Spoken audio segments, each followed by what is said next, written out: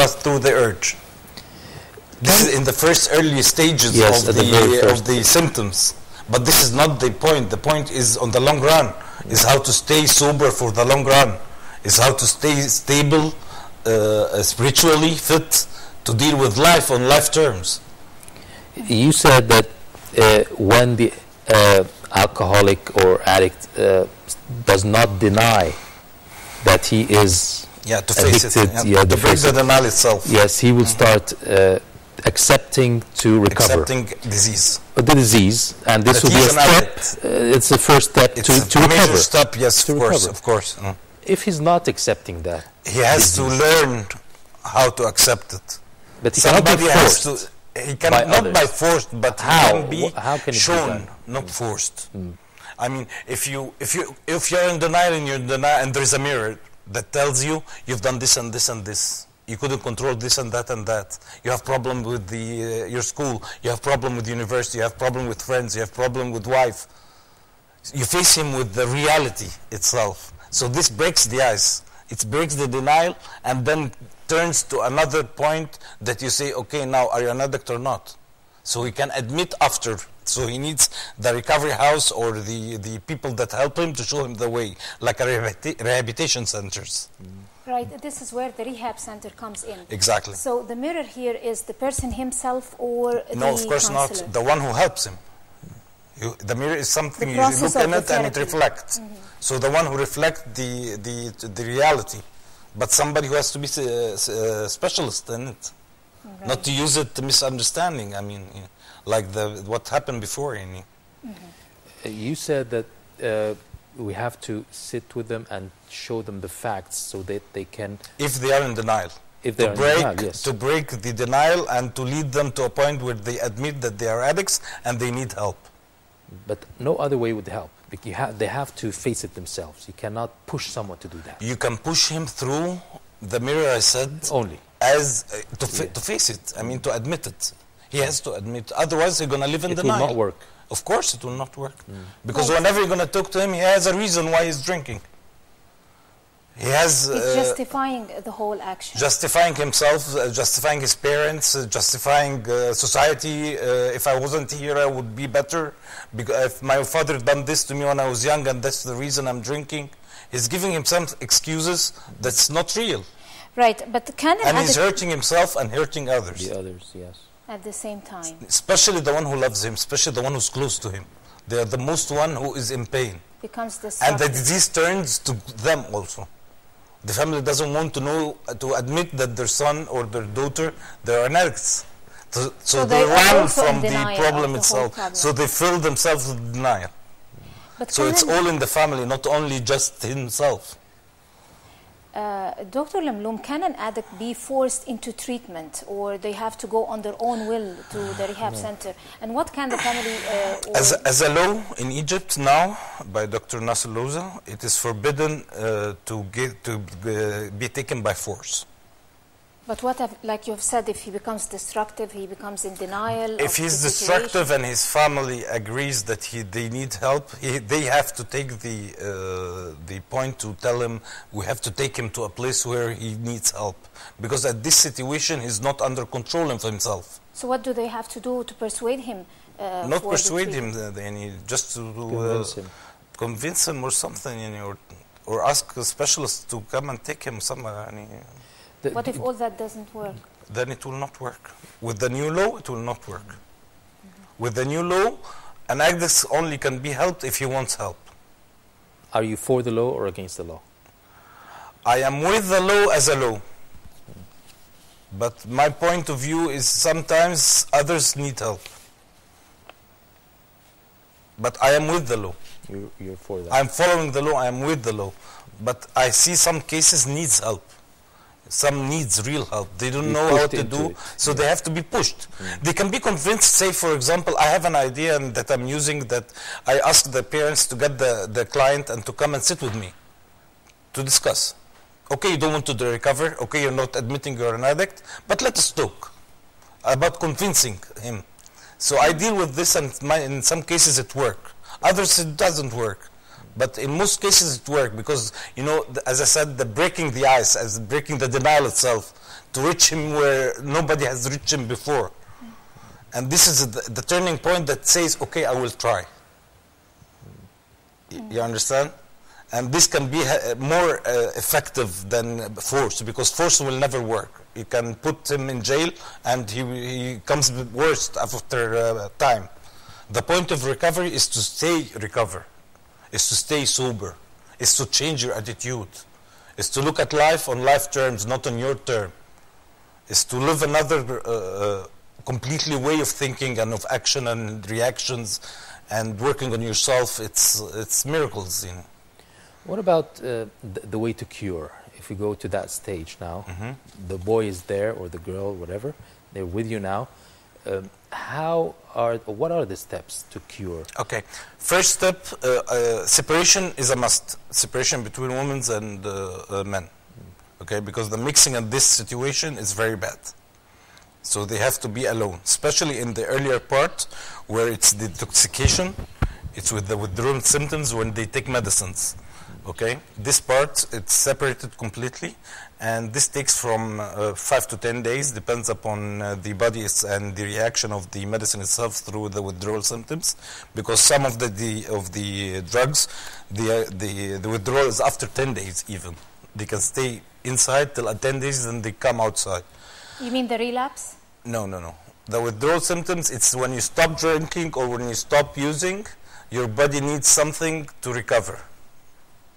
Withdrawing the drug from your body. So Okay. it's different from the relapse process. No, relapse is when you are Coming sober. back to them. No, wait, just please. Relapse is when you stay sober for a time, you work a program, you stay sober for a time, then you relapse. Then you use the gain. Then this is called a relapse. But if you're not working a program and you stayed, say, quitting or dry addict for, say, a month or 2 months, and then you drink or you smoke, that is not relapse. A relapse is somebody who works a program on himself and then relapse from from using this drug of choice, whatever it is. So this is called a relapse. But he's talking about the treatment itself. So I'm explaining the treatment. Yes. So the treatment starts with the detox. Then starts with the admitting the disease. I mean, what I do at my recovery house is, first I teach them how to, what is the disease. Then he knows that this disease he has it, he carries it. Then when you know that you carry it, you need somebody to help you to get out of it. So I put God as a higher power that to help the addict to get out of the pain. Okay? After that, they come the part where he needs to do something. So there is an action has to be taken. And that action, that's not like before, not like reacting to something. Because most people have self-centeredness, they are fatal obsessions, and they need to, like animals, they just do anything, you know, without feelings, without looking for the others, how to care about the others, how to deal with a small society in the recovery house, then with a bigger society in a 12-step program, and then through the family, and then through the friends and work and all this stuff. So he has to go slowly outside to the bigger boundaries. Because if you go just from the recovery house to outside, it's like going from the dark to the sun. So it has to be taken step by step forward and let him pass through every single thing with him, helping him, showing him how to deal with it, and getting the experience to recover. Is it, we see in the movies, let's say, when they are being cured, they get to tend to be violent. Is this true? And some of to the what extent some of is the reaction? Some of the drug of choice can be violent, like drugs like pills, like alcohol. This turn to be violent. Others turn to be like a baby, and depends upon the personality itself. I'm talking about when he's being cured, when he's in the stage where you're trying to get the medicine out of him. Okay, this if you have not the medicine, the alcohol. Sorry. If you have a medicine that is for the withdrawal symptoms, it works with everybody. For each of personal, there is a medicine that makes him feel good. I mean, if you, so you if have, you a have an alcohol, medicine, yeah. there's medicine for alcohol. Yes. If you have, if you're using heroin, there's medicine for heroin. If you're using coke, there's medicine for coke. All this is withdrawal symptoms. This is, as I said, from 5 to 10 days. This is nothing. It is not the pain. It's not the pain comes side. afterward. The pain comes after. That's what I wanted to reach. Of course, the pain comes afterward. Come? Of course, the pain comes when you want to shoot, not because when you are tired, you need anything to be good, to feel better. But when you're okay, this is the problem. So he has to admit that he's an addict and he needs help when he's okay, not when he's in pain. Okay. When he is in pain, everybody asks for help when in pain. Everyone asks for help when he's in pain. So the other stage when is he passes the tougher pain, one. the physical pain comes to the spiritual pain now. The body, mind, and soul. This is another stage, and this is the hard part. Yeah. The psychological side. Psychological science, the spiritual thinking and action and reactions, the urge of shooting, the obsession, the fatal obsessions. All this needs work, hard work. Right. You know, to fight yourself, to fight your mind and your willingness, because everything in my body asks for the drug, because this is the solution. We run from ourselves by the drug. So to face ourselves and to face that the drug is not the solution, this makes us fight every day. You understand? Yes. Well, Dr. Lmloum, it's good to know from you that there is always a cure. Of course.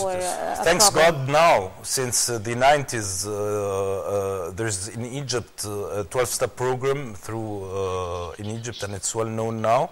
And through this vision came the rehabilitation centers, and I see it's a miracle that we have it in our society now.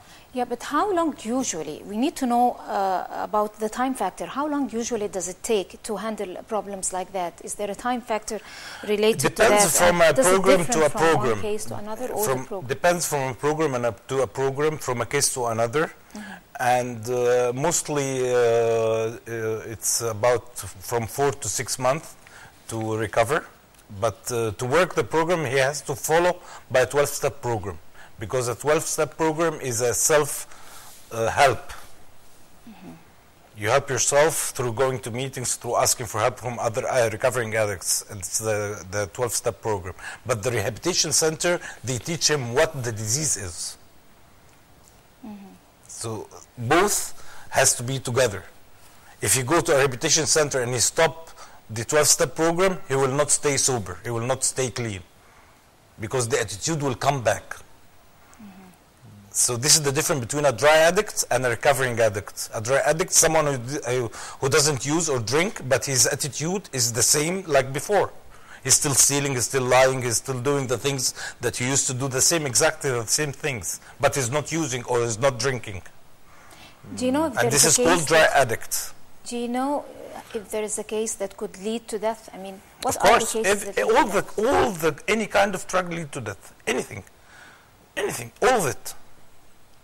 All right, one final question. Your advice for people, their families, just to face it. First of all, to face it, to admit that there is a problem.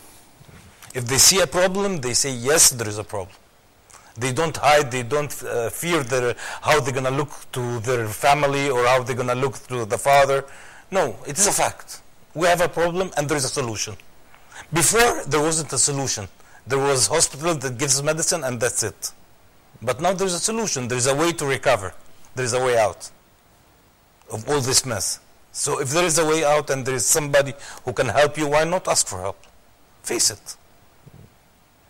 Stop denying. Stop denying. There's a problem, face it. You can solve it. But if you deny it, you're going to adjust a procedure backward and it will get bigger. Because he will not stop. On his own, he will never stop. Right. All right. Mr. Abdullah Lmloum, thank you very much for being with us today. Pleasure to be here. For your advice and all your input on this. Thank you very much. Thanks, and we wish you the best of luck while counseling other people and trying to help them. Inshallah. Well, right now we're going to move on to another different topic. Ramadan is the best year to socialize. The cafes, of course, in Khan